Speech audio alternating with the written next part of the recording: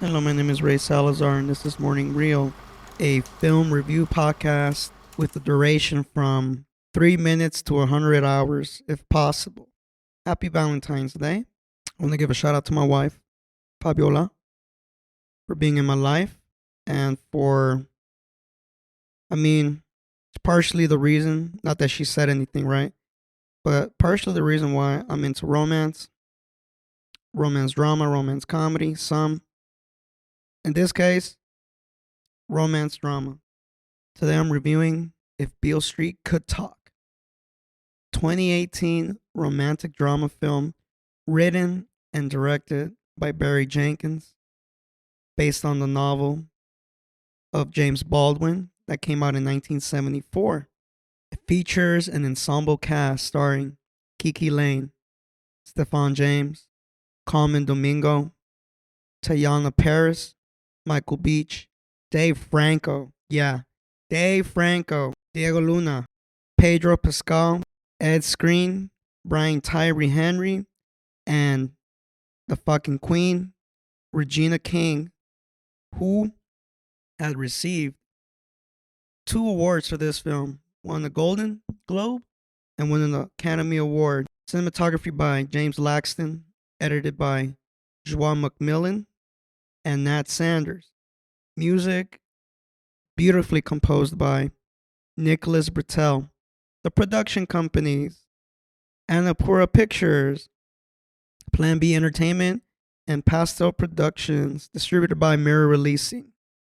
Now, before I even continue, this film was produced by Adele Romansky, Sarah Murphy, Barry Jenkins, Dee Dee Gardner, and Jeremy Kleiner.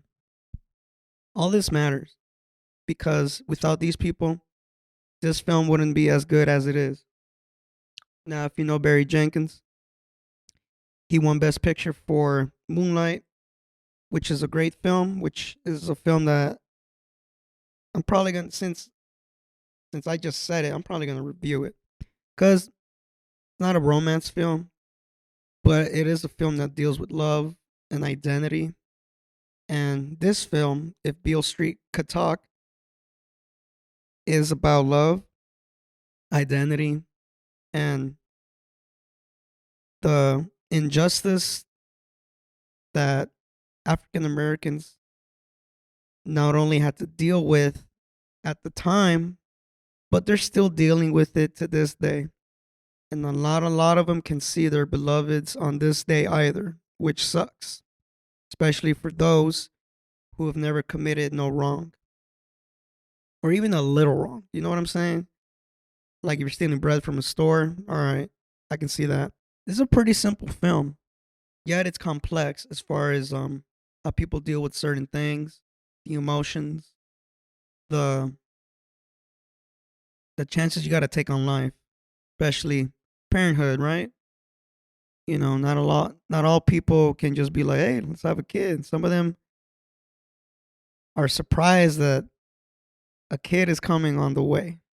This film is about two people who are clearly in love, where they pretty much decide to take this love to the next level by basically starting a family and trying to live a good life. But things happen along the way.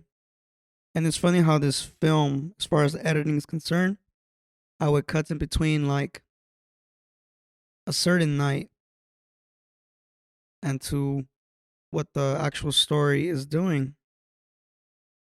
I don't want to spoil it because this film is worth it. It's worth watching. Film centers around two people, Fonny and Tish, who are in love.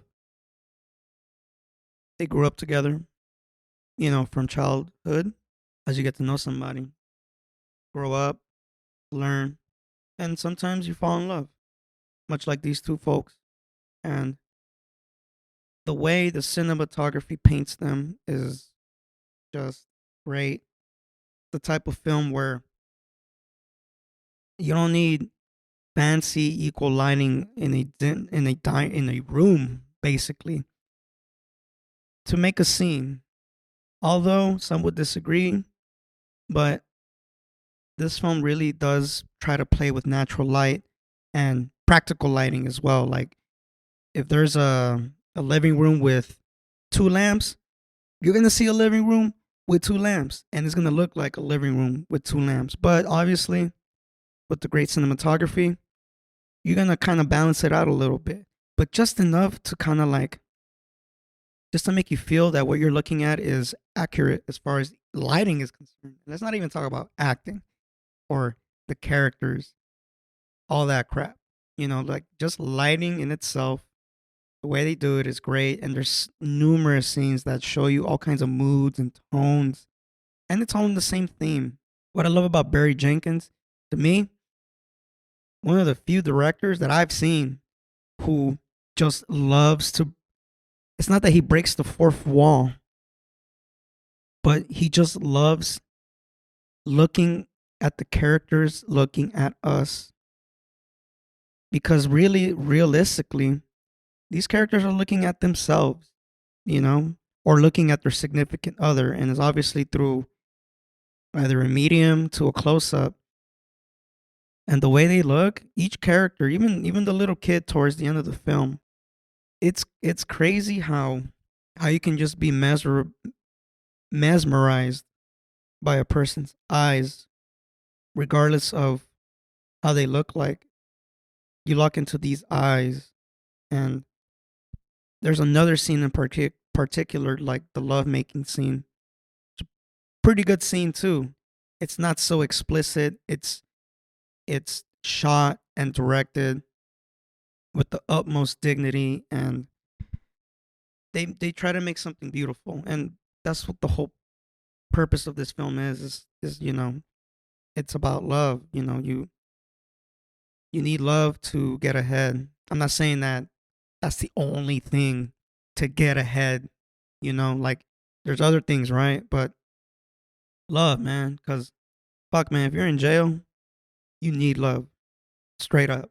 I don't have any personal experience with that, but by looking at the film, you get a sense, you get an idea as to how very it's very important to have support, and a lot of that support is love, because Tish is carrying Fonny's baby, and she was just so scared that her family and Fonny's family was going to disapprove of it. And it turns out that it was not like that at all, especially with Tish's family. Fonny's family is another story. I love how these two families come together in the first act, and you get a sense who these people are just in that scene alone. And it's a great written scene too, because everybody talks in the room in that scene. There's like six characters in one room. When I look at that, it reminds me of Robert Altman's work, who loves to have an ensemble cast like in one setting. Like this guy will have 15 people in one, like in just one like location of a set, and he'll just roll with it, you know? I think it's called multi-track recording or multi-track. Yeah, multi-track recording. He was like the master at that. And I think Barry Jenkins took a lesson out of that and applied it to a film like this. And this is a much more intimate film too.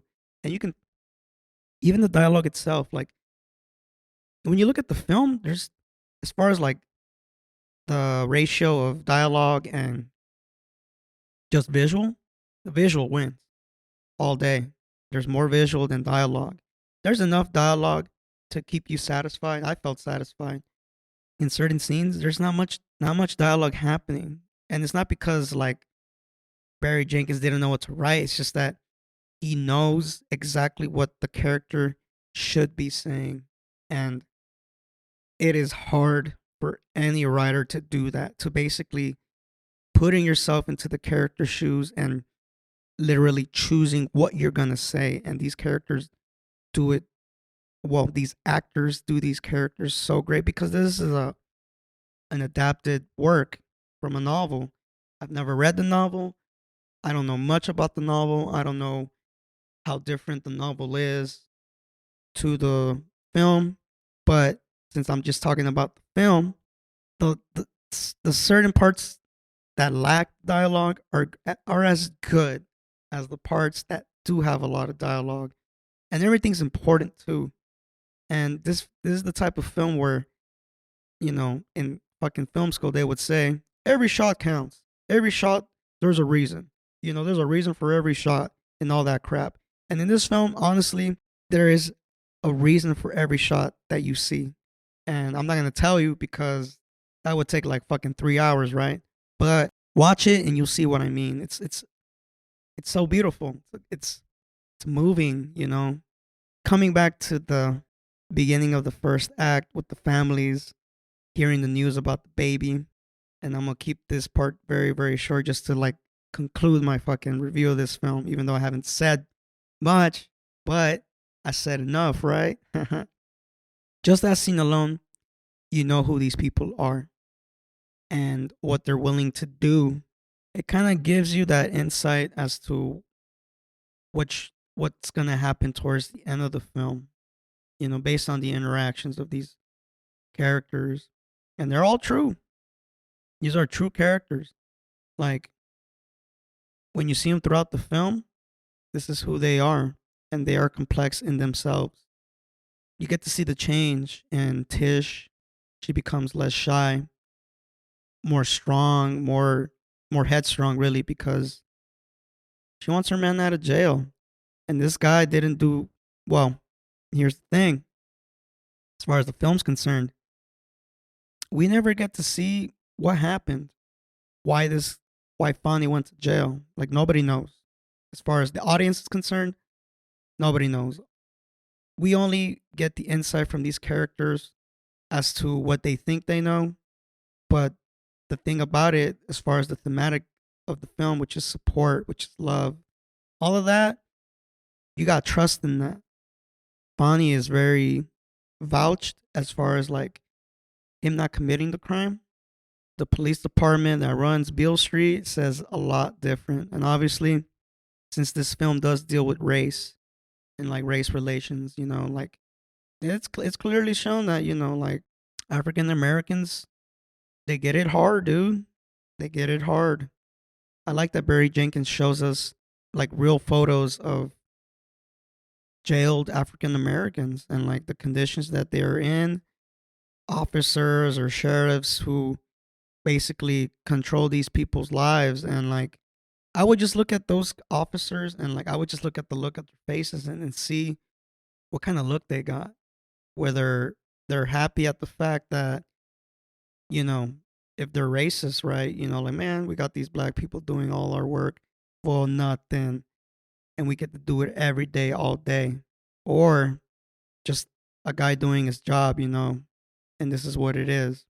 But besides the race relations and all that stuff, I mean, this film does deal with getting ahead in life. Also, this film just deals with reality. Fonny's in jail. He wants to see the baby, and he wants to see the baby before it's born. He wants to be there. He wants to be there when the child is birthed, and he wants to hold the baby in his arms, like most like like what fathers do when the baby is born. They put him in their arms. That's just like an animalistic thing that we humans do. I mean, that shit means everything to him. And obviously, it means everything to her, to Tish, because she's the mom. She's carrying it. Much like reality, sometimes we don't get happy endings. I'm not going to tell you the ending of this film, but it's a good ending. It reminds me of this French film called, well, it's a French Danish film called L'Enfant, which is French for the child, but it's about this couple who they have a kid, and the guy, he just starts doing some fucking, just like some stupid, like small time crimes, and it just doesn't work out for this guy. And at the end of the film, you get to see the consequences of that man's actions, and it sucks. But at the same time, it's beautiful because it's reality. Sometimes you just don't get what you want, or sometimes the audience, they don't we don't get what we want, or we don't get what we deserve, rather. The ending that we get in If Beale Street Could Talk is, to me, the right ending, you know? Like, I'm pretty sure that there could have been some type of ending where things just come up, but a film like this where it just kind of feeds on visuals, and it feeds on like what to do in life. Jenkins did a great job. If there was any cons to this film, I mean, this film could have won Best Picture. For me, it could have won Best Adapted Screenplay because the writing is really good in this film. Not every character is the same, you know, and every character has their own story, even if they don't have to tell their story. Just by sharing like a piece of dialogue, you kind of know who this person is, which is great. Which is like, if it's that easy for one to just recognize it, you already won. You're already a great writer. I wish there was more films like If Beale Street Could Talk, because I love films that are more visual than dialogue. I don't think my reason would be, well, because it's easier to just write it, you know, than to just write dialogue. True, that's not my reason for it. Sometimes when you just look at it, and if it works, it works. And sometimes if you don't need dialogue, you don't need dialogue. I think a lot of writers nowadays are just afraid of like, just like, not putting the pen down, but like putting the pen somewhere else, you know. And sometimes it doesn't have to be from the character's mouth. It could just be a shot. And sometimes shot says a lot more than anything else. I would recommend everybody to see this film, especially if you're a couple, even though, you know, of any fucking race, of any ethnicity. Watch this film, because in some ways we all could relate, you know. Not everybody is with their significant other. Some of them are jailed.